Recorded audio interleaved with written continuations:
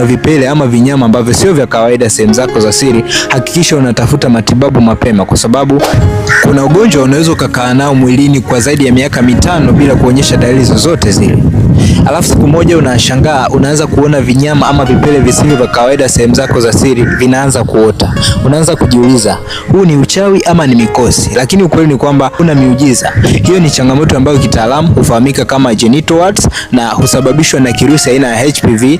Kirusi hiki husambaa kutoka kwa mtu mmoja kwenda kwa mtu mwingine kupitia tendo la ndoa, hasa bila kutumia kinga. Sasa jambo la msingi ni nini? Ukigundua una vipele ama vinyama ambavyo sio vya kawaida sehemu zako za siri, hakikisha unatafuta matibabu mapema, kwa sababu kadri unavyozidi kukaa na changamoto hii itakupelekea hatari kubwa zaidi, ikiwemo saratani, lakini pia hatari ya kuambukiza watu wengine ambao hawana hatia.